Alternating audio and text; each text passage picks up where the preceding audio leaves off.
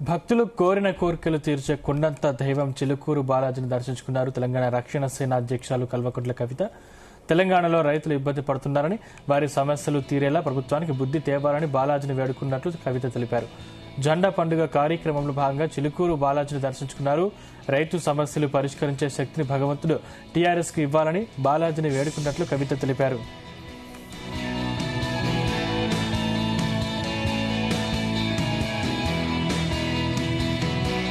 తెలంగాణ వాళ్ళకి ముఖ్యంగా హైదరాబాద్ రంగారెడ్డి జిల్లా ప్రజలందరికీ కూడా చిలుకూరు బాలాజీ అంటే కొంగు బంగారంగా భావిస్తాం.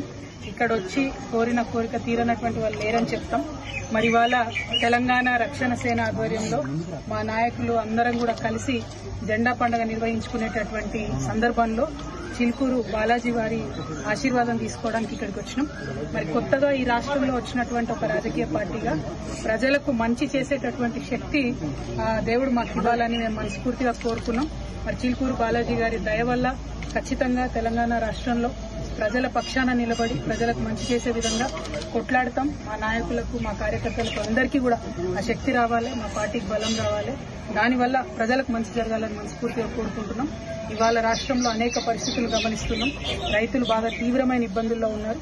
వారికి మంచి జరిగేటట్టుగా ప్రభుత్వానికి బుద్ధి ఇవ్వాలి ఆ చిలుకూరు బాలాజీ అని కూడా మనస్ఫూర్తిగా కోరుకుంటున్నాం.